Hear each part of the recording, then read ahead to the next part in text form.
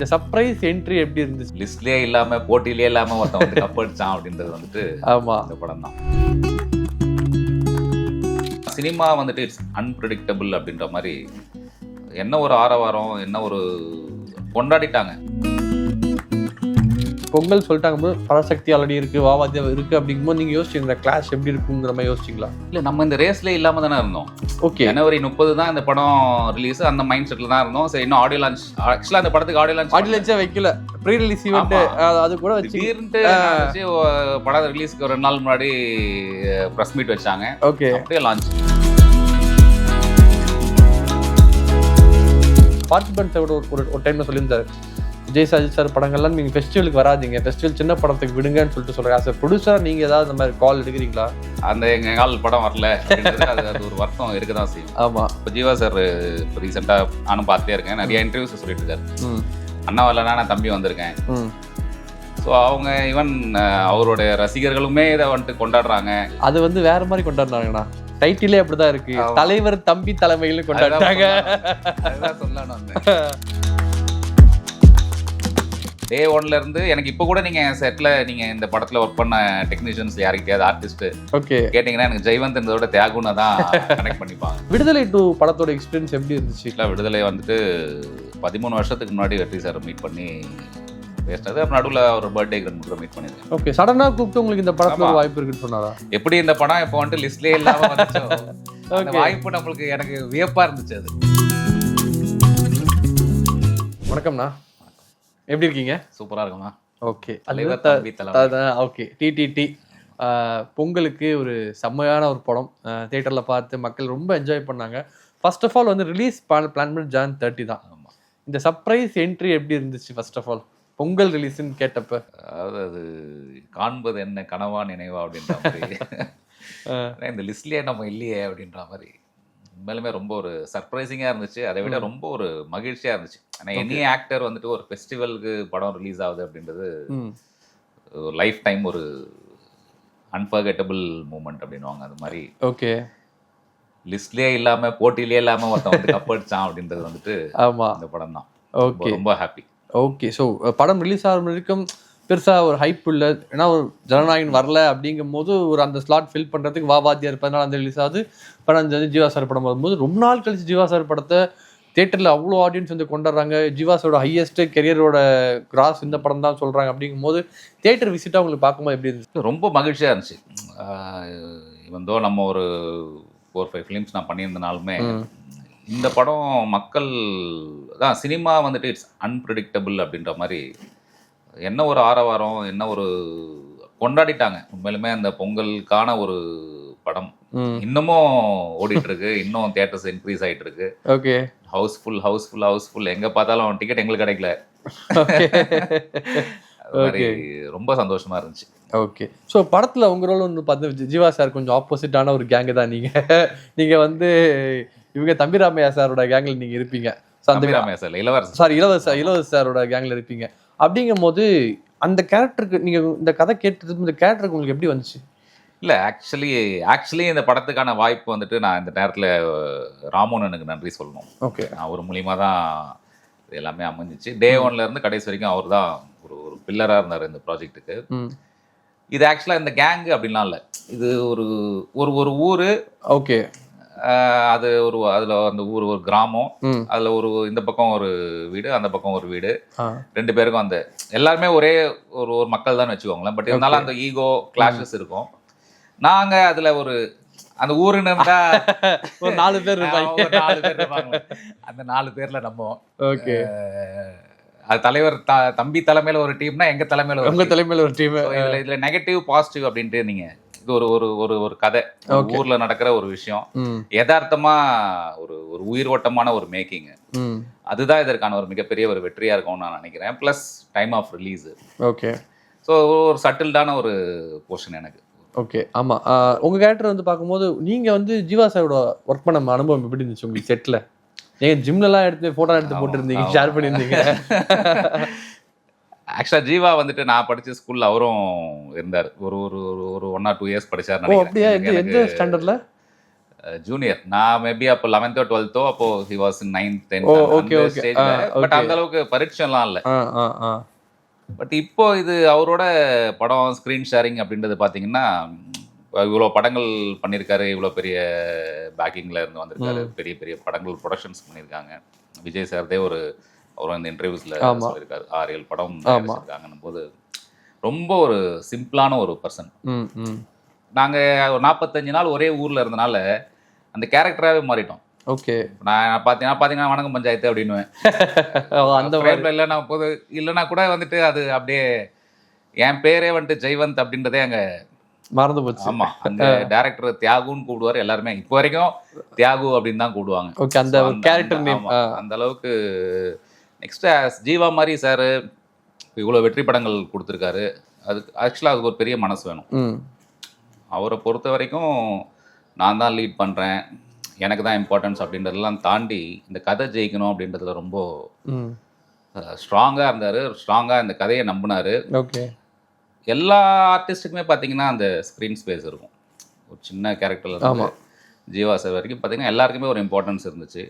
அதுக்கு ஜீவா சாருக்கு நன்றி சொல்லணும். ஏன்னா எல்லாருக்கும் அந்த ஒரு மனசு வராது. ஓகே. உண்மையிலுமே அவர் மனசுக்கு இந்த படம் ஒரு மிகப்பெரிய ஒரு சிவா மனசுல சக்தி மாதிரி எங்க தலைவர் மனசுல நாங்க. ஓகே. பட் இந்த லொகேஷன், ஏன்னா ஆப்வியஸா நீங்க வந்து அந்த படத்தோட டேரக்டர் வந்து ஒரு மலையாளம் டேரக்டர். அதுக்கு முன்னாடி பண்ண ஃபேமிலி படம் வந்து ஃபலிமி அந்த படம் பார்த்துட்டு செம்ம ஹிட். அந்த படம் பார்த்துட்டு ரொம்ப சூப்பரா ஒரு என்டர்டெய்னிங்கான ஒரு படத்தை கொடுத்தாரு. அப்படிங்கும் போது கிட்டத்தட்ட மலையாளம் படத்தோட சாயல் இந்த படத்தை நல்லாவே தெரியுது. பட் இது ஷூட் லொகேஷன் எங்க எடுத்தீங்க உண்மையிலே? கேரளா தானா? கேரளா, தமிழ்நாடு. இந்த பாலக்காடு சைடு லோவர் கேம்ப் அப்படின்றது தமிழ்நாடு, தேனி பார்டர். அப்படியே மலை ஏறிட்டீங்கன்னா குமுளி, கேரளா. ஓகே. பட் ஆனால் அது கேரளா தான் எடுத்தது தான். அதான் கரெக்டா அந்த கோட்டை தாண்டி எடுத்தோம். ஓ, கிட்டத்தட்ட அது மாதிரி தான்.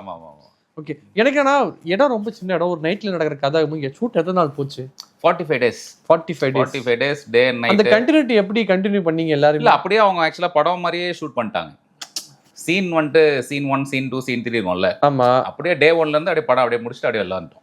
ஓகே. ரெகுலரா ஒரே காஸ்டியூம் தான். அதனால எங்களுக்கு அது கரெக்டா கதை உள்ளே தான் இருந்தோம். ஓகே. டைவர்ட் ஆகிறதுக்கான விஷயம். திடீர்னு நைட் ஷூட் இருக்கும், திடீர்னு மழை பெய்யும். செம்ம எக்ஸ்பீரியன்ஸ். ரொம்ப ஆக்சுவலா ஒரு பாடியே ரீஜெனரேட் ஆயிட்டு வந்த மாதிரி இருக்கு. ஏன்னா அந்த காத்து, அந்த இயற்கை சூழல், அங்க இருந்த ஊர் மக்கள், ஏன்னா அவங்களும் எல்லாருமே நடிச்சாங்க. ஆமா ஆமா. ஆக்சுவலா இது எப்படின்னு பாத்தீங்கன்னா, அந்த ஒரு ஊர்ல போயிட்டு அவங்களுக்கு தெரியாமலே நம்ம ஷூட் பண்ணிட்டு அப்படி இருக்கும். அப்படிதான் அந்த மாதிரி ஃபீல் இருந்துச்சு. ஓகே. ஸோ எந்த சீக்வன்ஸ் எடுக்கும்போது உங்களுக்கு அஸ் ஆக்டரா நீங்க பார்க்கும்போது எந்த சீன் ரொம்ப கஷ்டமா எடுத்தாங்க அப்படின்னு நினைக்கிற சீன்ஸ்? இல்லை, இதுல கஷ்டம் அப்படின்னு ஆக்சுவலாக எங்கள் டேரக்டருக்கு தான் தேங்க்ஸ் சொல்லணும். அவரு ரொம்ப ஈஸியாக கேரி பண்ணி எடுத்துட்டு வந்துட்டார். ஓகே. இந்த கதாபாத்திரம் இது எங்களுக்கு அந்த மீட்டர் ஸ்டார்டிங் இந்த டே 1ல நம்மளுக்கு எங்களை பர்ஃபார்ம் பண்ண வைப்பாங்க. இப்போ அதுக்கு முன்னாடி ஆடிஷன்ல எல்லாமே கரெக்ட் பண்ணிட்டாங்க. ஓகே. ஸோ இந்த மீட்டர்ல நின்றுக்கிட்டா ஓகே, நம்ம கொஞ்சம் சில சமயம் அப்படி ஏறுவோம். தியாகு அப்படின்னுவாரு. Okay okay sir, okay sir. Okay. ஓ, அங்கேயே உங்களை தியாகம் தான் கூப்பிடுவாரு? இல்லை, எல்லாமே டே 1ல இருந்து. எனக்கு இப்போ கூட நீங்க செட்ல நீங்க இந்த படத்துல ஒர்க் பண்ண டெக்னீஷியன்ஸ் யாருக்கிட்டையாவது ஆர்டிஸ்ட் ஓகே கேட்டீங்கன்னா எனக்கு ஜெய்வந்த் இருந்ததோட தியாகுன்னு தான் கனெக்ட் பண்ணிப்பாங்க. ஓகே. அந்த அளவுக்கு கேரக்டராகவே நம்ம வாழ்ந்தாச்சுன்னு சொல்லலாம். ஓகே. ஸ்பாட்ல இருக்கும்போது நீங்க எங்க தங்கி இருந்தீங்க? பக்கத்துலயே தங்கி இருந்தீங்களா இல்ல அங்கேயே? ஆமா, எங்களுக்கு எல்லாருக்குமே ஹோட்டல்ஸ் ரூம்ஸ் பாத்தீங்கன்னா மேல குமுளியில. ஓ, அங்க. Okay okay. பக்கத்துல தான் இருந்தீங்க. எவ்ரிடே நம்ம மலை ஏறுறது, மலை இறங்குறது. ரொம்ப ரொம்ப நல்லா இருந்துச்சு. நல்ல எக்ஸ்பீரியன்ஸ். அதாவது ஒரு படத்துல வந்து ட்ரைலர்ல இந்த டைலாக் வச்சிருந்தாங்க. அந்த டைலாக் வந்தப்ப இதனடா ஜீவா சார் இந்த டைலாக் பேசிட்டாரே, கொஞ்சம் ரொம்ப சர்க்காஸ்டிக்கா பேசிட்டாரு அப்படின்னு சொல்லிட்டு சொன்னாங்க. பட் நான் வந்து படம் பார்த்துருக்கேன், அந்த டைலாக் வரவே இல்லை. படத்தை ஒரு தூக்கிட்டாங்க போல இருக்கு படத்துல இருந்து. எங்க தாண்டா ஒரு டைலாக் அதை பேச போட்டா கடைசி கிளைமேக்ஸ்ல வந்துட்டு அந்த டைலாக் பேச சொல்றாரு. தியேட்டர் வந்து ஆர்ப்பரிச்சு படம் முடியுது. அந்த டைலாக் உங்களுக்கு ஃபர்ஸ்ட் டைம் கேட்டப்ப எப்படி இருந்துச்சு? இல்லை, ஆக்சுவலாக இது லிஸ்ட்லயே இல்லையாடா, எங்க இருந்துப்பா வந்துச்சு அப்படின்னு. அதான் சொல்றேன்ல, இது ஆக்சுவலா இந்த படம் வந்துட்டு ஒரு நேச்சர்ஸ் பிளெஸிங் தான் நான் சொல்லுவேன். ஏன்னா அது சில படங்களுக்கு வந்துட்டு நம்ம அந்த உயிரோட்டமா இருக்கும்போது அதுக்கு தேவையான விஷயங்களை அதை புல் பண்ணி எடுத்துக்கும். ஓகே. இந்த நேச்சர்ல இருந்து அப்படி வந்து அமைஞ்சது தான். ஆக்சுவலா படம் பண்ணும்போது அந்த டைலாக் இல்லை. ஓகே. அதை ஆட் பண்ணது. ஆமா, ஆட் பண்ணது அதான் presence of mind, time. Next எங்க படத்தோட அது ரிலேட் ஆகிற மாதிரி செம்ம ரிலேட் ஆகிற கண்டென்ட். அதை படிச்சு சொல்லுடா, கண்டிஷனை ஃபாலோ பண்ணுங்கடா. ஏன்னா எங்களுது தேவையில்லாம பிரச்சனை, ட்விஸ்டிங் பண்ணி விட்டு இது பண்றது தானே. அது நம்ம ஒழுங்கா இவர் சொல்ற மாதிரி ஃபாலோ பண்ண வந்து சாவு கல்யாணம் அது கொஞ்சம் 2 பேர்ல யாராவது ஒருத்தர் விட்டு கொடுத்தாங்கன்னா முடிஞ்சிருக்கும். கரெக்டா மேட்ச் ஆயிடுச்சு. நாங்களே இந்த படம் நடிச்சு அதான் சமைக்கிறவனுக்கு சாப்பிட அவனே சமைச்சது சில சமயம் பிடிக்காதுன்னுவாங்கல்ல. பட் இருந்தாலும் எங்களுக்கு நடிச்ச எங்களுக்கு இந்த தியேட்டர்ல ஆடியன்ஸோட இருந்து பார்க்கும்போது அந்த லாஸ்ட் இந்த டைலாக் பார்க்கும்போது அப்படியே நம்மளுக்கே ஒரு கூஸ் பம்ப் மூமெண்டா இருந்துச்சு. ஓகே. ஸோ உங்களுக்கு ரிலீஸ் அப்படிங்கும் போது பொங்கல் சொல்லிட்டாங்க போது பராசக்தி ஆல்ரெடி இருக்கு, வாவாதியா இருக்கு அப்படிங்கும்போது நீங்க யோசிச்சீங்க இந்த கிளாஷ் எப்படி இருக்குங்கிற மாதிரி யோசிச்சிங்களா? இல்லை, நம்ம இந்த ரேஸ்லேயே இல்லாம தானே இருந்தோம். ஓகே. ஜனவரி 30 தான் இந்த படம் ரிலீஸ். அந்த மைண்ட் செட்ல தான் இருந்தோம். சரி, இன்னும் ஆடியோ லான்ச் ஆக்சுவலா அந்த படத்துக்கு ஆடியோ லான்ச்சே வைக்கல. ப்ரீ ரிலீஸ் ஈவென்ட் அது கூட திடீர்னட்டு படம் ரிலீஸ்க்கு ஒரு 2 நாள் முன்னாடி பிரஸ் மீட் வச்சாங்க. ஓகே. அப்படியே லான்ச். எக்ஸ்பெக்ட் பண்ணல. ஓகே. ஸோ ஜனநாயகன் வராது வந்து இந்த அதாவது கார்த்தி கூட சொன்ன ஒரு சில படங்கள் தள்ளி போகிறதுனால அது எப்போ வந்தால் நல்லாயிருக்கும் அப்படிங்கும்போது ஒரு பெரிய ஹீரோ படம் வரலங்கும் போது இவ்வளோ ஸ்லாட்ஸ் வந்து சின்ன படங்கள் ஆக்குபை பண்ணும்போது பெரிய படம் எப்போ வந்தாலும் ஃபெஸ்டிவல் தான் அந்த மாதிரி ஒரு விஷயம் நீங்கள் அது தோன்றிருக்கு. ஏன்னா பார்த்திபன் சாரோட ஒரு டைமில் சொல்லியிருந்தார் விஜய் அஜித் சார் படங்கள்லாம் நீங்கள் ஃபெஸ்டிவலுக்கு வராதிங்க, ஃபெஸ்டிவல் சின்ன படத்துக்கு விடுங்கன்னு சொல்லிட்டு சொல்கிறேன். ஆஸ் எ ப்ரொடியூசராக நீங்கள் ஏதாவது அந்த மாதிரி கால் எடுக்கிறீங்களா? இல்லை, ஆக்சுவலாக ஆரோக்கியமான விஷயம் தான் அது. பட் இருந்தாலும் அந்த எங்கள் படம் வரல அப்படின்றது அது ஒரு வருத்தம் இருக்க தான் செய்யும். ஆமாம். பட் இருந்தாலும் இந்த படத்துக்கான வெற்றி அப்படின்னு பார்த்தீங்கன்னா இப்போ ஜீவா சார் இப்போ ரீசெண்டாக நானும் பார்த்துட்டே இருக்கேன், நிறைய இன்டர்வியூஸ் சொல்லிட்டு இருக்காரு. அண்ணா வரலன்னா நான் தம்பி வந்திருக்கேன். ஸோ அவங்க ஈவன் அவரோட ரசிகர்களுமே இதை வந்துட்டு கொண்டாடுறாங்க. அது அது வந்து வேற மாதிரி கொண்டாடுறாங்கண்ணா. டைட்டிலே அப்படிதான் இருக்கு, தலைவர் தம்பி தலைமையில கொண்டாடுறாங்க. அதுதான் சொல்லணும் அந்த. ஓகே. அது ஆக்சுவலா பொருந்தும். ஆமா ஆமா, அந்த மாதிரி வந்துருச்சு. ஒரு நல்ல ஒரு பிரேக் அப்படிங்கும் போது இந்த படத்தோட விக்டரி கண்டிப்பா இருக்கும். ஜெயிச்சிருச்சு கன்ஃபார்ம் விக்டரி அப்படிங்கும் போது திருப்பி இதே டீம் கூட கொலாபரேட் பண்ணி படம் பண்றதுக்கு ஏதாவது பேச்சுவார்த்தை நடந்துச்சு அப்பவே டைம்ல? அப்படி நம்ம சொல்ல முடியாது. படங்கள் அப்படின்னும் போது அது அடுத்தடுத்து ஓகே வேற வேற பரிணாமம், வேற புதிய முகங்கள். அப்படி இப்போ எந்தே பாத்தீங்கன்னா எனக்கு நான் லாஸ்ட் படம் எனக்கு விடுதலை 2 நான் வில்லனா பண்ணியிருந்தேன். அப்படியே கான்ட்ரவர்சியா இந்த படம். ஸோ அது இதே டீம் மேபி இருக்கலாம். ஓகே, இருக்கலாம். ஓகே. சென்சார் போர்ட் பத்தி நீங்க என்ன நினைக்கிறீங்க இந்த இடத்துல? அது நம்மளுக்கு ஒரு பாடி. கவர்மெண்ட்ல எப்படி எல்லாத்துக்கும் ஒரு ரூல்ஸ் அண்ட் ரெகுலேஷன்ஸ், சில விஷயங்கள் எப்படி கடைப்பிடிக்கணும்ன்ற மாதிரி அது ஒரு விஷயம். அவங்க வேலையை அவங்க செய்யறாங்க. அது என்னவோ பிரசிடென்ட்ல அவர் சொன்னதுதான். ஜிப்சி படத்தை 43 கட்டு வாங்கியிருக்காரு. ஆமா, ஜிப்சி படம் பார்க்கும்போது கரெக்டா தலைவர் தம்பி படம் ரிலீஸுக்கு 3 நாள் நான் ஜிப்சி படம் பார்த்தா நிறைய இடத்துல ரொம்ப இதான சப்ஜெக்ட். அது எப்படி என்ன கட்டு கொடுத்து எப்படி ஒட்டினாங்கன்னு தெரியாதுங்க மாதிரி ஒரு அஸ் எ கிரியேட்டாக கொஞ்சம் கஷ்டமாக இருக்கும். பட் ரிலீஸிங் போது நமக்கு ரூல்ஸ் நம்ம ஃபாலோ பண்ணி தானே ஆகணும். அது மாதிரி தான். ஸோ விடுதலை 2 படத்தோட எக்ஸ்பீரியன்ஸ் எப்படி இருந்துச்சு? அந்த படத்துக்கான வாய்ப்பு எப்படி வந்துச்சு? ஏன்னா விடுதலை 1ல நீங்கள் கண்டினியூட்டி இருந்தீங்களா? விடுதலை 2 தான். விடுதலை 2 ஃப்ளாஷ்பேக் சீக்வன்ஸ். அந்த வாய்ப்பு எப்படின்னா வந்துச்சு? இல்லை, வெற்றி சார் வந்துட்டு என்னோட க்ளோஸ் ஃப்ரெண்டுக்கு அவரோட நண்பர். ஓகே, மியூச்சுவலாக ஒரு நண்பர் இருக்கார். ஆக்சுவலாக விடுதலை வந்துட்டு 13 வருஷத்துக்கு முன்னாடி வெற்றி சார் மீட் பண்ணி பேசினது. அப்புறம் நடுவில் அவர் பர்த்டே 2 மீட் பண்ணியிருக்கேன். ஓகே. சாரோட மைண்ட் எப்படின்னா அவர் ஒரு கேப்சர் மாதிரி கேட்ச் பண்ணிப்பார் நம்மள. ஓகே. அது எப்போ வெளில வரும், எதுவாக வரும் யாருக்கும் தெரியாது. வரலாம், வராமலும் போகலாம். பட் நமக்கு அந்த ஒரு தேடல், அந்த ஒரு முயற்சி, ஒரு 13 வருஷத்துக்கு அப்புறம் ஒருத்தர் மைண்டில் வச்சு இந்த கதாபாத்திரத்துக்கு கரெக்டாக இருப்பான்னு நினச்சி நம்ம கூப்பிட்டு இந்த ஒரு நெகட்டிவ் ஷேட் கொடுத்து எனக்கு ஒரு ஃபைட் சீக்வன்ஸ் கொடுத்து ஓகே பொறுத்தது போதும் அது பாட்டில் வர வச்சு. ஆனால் நீங்கள் 13 வருஷத்துக்கு முன்னாடி பார்த்துட்டீங்க? ஆமாம். அதுக்கப்புறம் நடுவில் எப்பப்பெல்லாம் ஒரு 2 டைம்ஸ் 3 டைம்ஸ் ஒரு பர்த்டேக்கு மீட் பண்ணியிருப்பேன். ஓகே. சடனாக கூப்பிட்டு உங்களுக்கு இந்த படத்தில் வாய்ப்பு இருக்குன்னு சொன்னாரா? எப்படி இந்த படம் இப்போ வந்துட்டு லிஸ்ட்லேயே இல்லாமல் வந்துச்சோ அந்த வாய்ப்பு நம்மளுக்கு எனக்கு வியப்பா இருந்துச்சு. அது வரும்போது நம்மளுக்கு ஒரு வேளை பிராங்க் பண்றாங்களான்னு கூட இருந்துச்சு. Sometimes it will happen in cinema. Okay. So இப்போ அடுத்தடுத்த படங்கள்லாம் லைன் அப்ல இருக்கு. அடுத்தடுத்த படங்கள் அதான் இப்போ ஆக்சுவலாக நம்மளுக்கு நான் என்னோட முதல் படம் மத்திய சென்னை லீடாக லான்ச் ஆனது 2009ல். அப்புறம் காட்டுப்பாய சார் இந்த காலின்னு ஒரு படம் பண்ணேன். ஓகே. அப்புறம் தீர்க்கதரிசின்ற ஒரு படம், அப்புறம் விடுதலை. இப்போ எனக்கு வந்துட்டு பொறுப்பு ரொம்ப நம்ம சூஸியா செலக்டிவா கரெக்டா பண்ணோன்ற ஒரு படங்கள் பண்ணிருக்கோம். அப்படிங்கும்போது இவ்வளோ நாட்கள் நம்ம சினிமாவில் கடந்து வந்துட்டோம். இனி வரக்கூடிய படம் இப்போ விடுதலையில இருந்து எனக்கு ஒரு விடுதலைக்கு பின் விடுதலைக்கு முன்னுன்ற மாதிரி இப்படி பிரிக்கலாம். இப்போ நம்ம விடுதலை நம்மளுக்கு ஒரு பெரிய ஒரு ரெகக்னேஷன், ஒரு நேமு, ஒரு ஒரு ஒரு ஆக்டருக்கான ஒரு ஒரு விஷயம் நம்மளுக்கு ஒரு அடையாளத்தை கொடுத்துச்சு.